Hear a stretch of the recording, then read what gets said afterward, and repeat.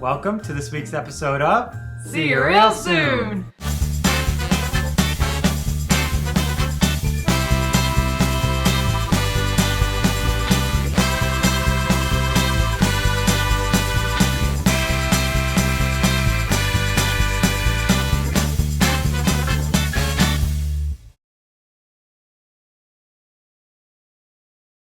We mentioned last week that we had a little surprise for you, and we may have tipped our hand a little bit. Or our ears. Tipping my ear. I'm doing it. As you can see, we are clearly in the Christmas spirit. Maybe a little earlier, but we've got some plans and we'll be celebrating a Disney Christmas a little earlier this year. So just how early of a countdown are we talking about? Time to bring up the Disney countdown.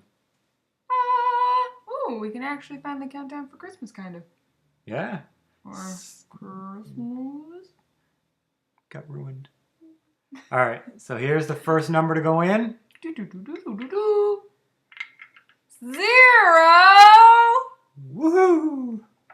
And 3.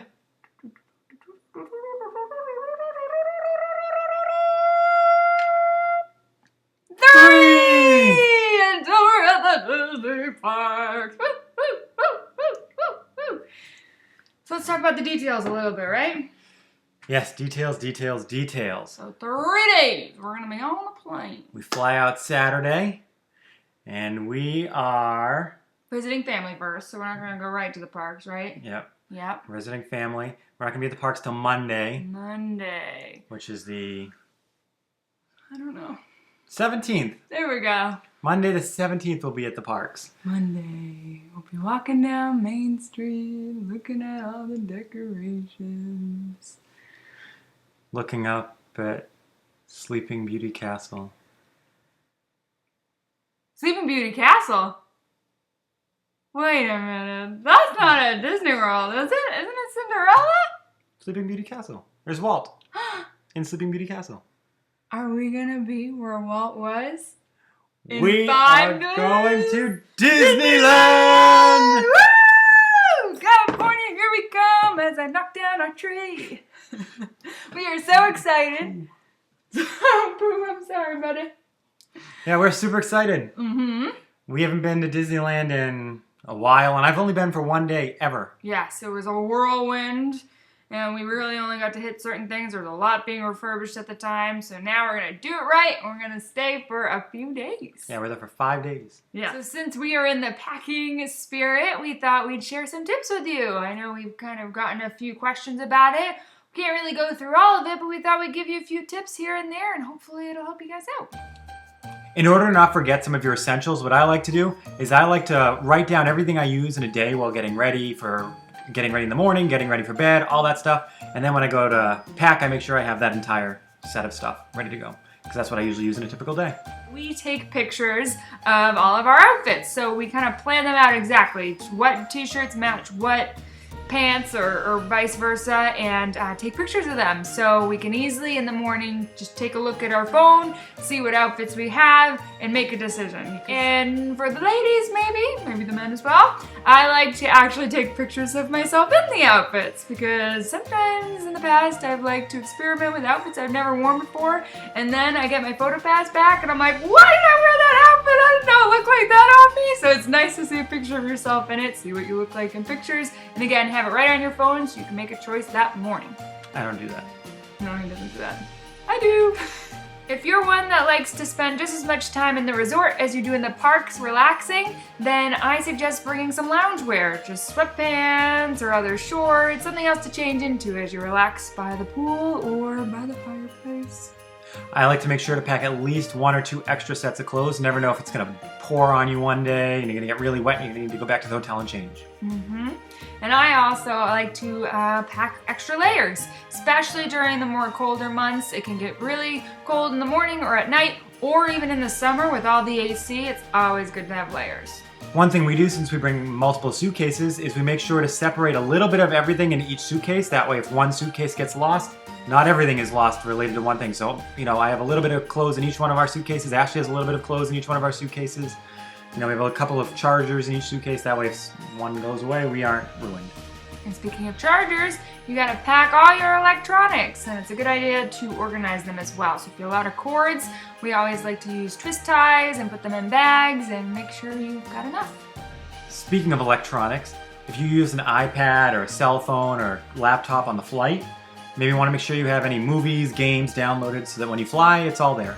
You don't have to worry about frantically downloading or running out of things to do on the plane to pass the time. Because it feels like forever. Especially if you're one of those people coming from overseas. Those flights are long. Do not envy that. No matter what time of year, it is always sunny in Florida and California, so bring lots of sunblock. Whatever works best for your skin, but definitely make sure to apply. We've gotten burned in December and February. And we've also forgotten sunblock and had to pay for it at Disney World. Money, money, money, money. When it comes to getting dirty clothes, I like to bring this pop-up hamper. Woo! It's my old dorm one, so it's really old. It's got lots of holes in it. But it folds down really easily into this. And it just goes, really how thin it is. Woo! Goes right inside your luggage. Yeah. So you can store all your dirty clothes really easy. Just pops up in your room. We also really like to pack snacks. So for in the morning or to have in our bag throughout the day, anytime you want to fill your tummy. Just thinking about some milk and cookies. Can you pack those? I wouldn't suggest that. Cookies though. Yeah, definitely cookies, crackers, yep, chips. Snack mix. Yep. If you're worried that your luggage may be too heavy to bring back home and you don't know how to distribute the weight properly, make sure to bring a little pocket scale or something where you can weigh them, and you can do it, that way one bag's not weighing 60 pounds and the other one's not weighing 45. Well, in that case you'd be in trouble anyway. They're both over 50 pounds. You have to pay money, but one's not 30 and one's not 55. And it saves you a lot of hassle and crisis at the airport. And make sure to pack your magic bands, and particularly in your carry-on, because you're going to need them if you're using the Magical Express, or just because you want to. If you rent a car to park to get into your hotel, you can use them. Yes, so have them ready. One big one, if you're flying and you like to chew gum because it helps your ears pop better, they don't sell gum at Disney World and they don't sell gum at the Orlando International Airport. So make sure you bring enough for your flight down and your flight back. And last but certainly not least, save room for souvenirs. Yes, then we can bring home any Mementos. hoodies, Yep. clothes, jewelry, toys, toys, toys. Hint, mom and dad, toys. I can't wink. That's really embarrassing. There's plenty of other things you're going to want to pack, but we did our best to just highlight some of the key things that we think maybe either get overlooked or we find to be pretty important. Yeah, every person has different essentials, so definitely keep in mind what works best for you, but those are just a few hints to make packing hopefully a little bit easier. Now, if you don't mind, we have to get back to packing for Disneyland because we are flying out like really soon and we got a lot of packing to do, so. We are so excited, and of course we'll be keeping you up to date, right? Yes, and we'll be sharing the videos almost like as soon as we get back, so lots of Disneyland videos coming up. Yep, but in the meantime, keep with us live on Instagram, Facebook, or Twitter. So until next time, See you real soon! soon! Merry Christmas!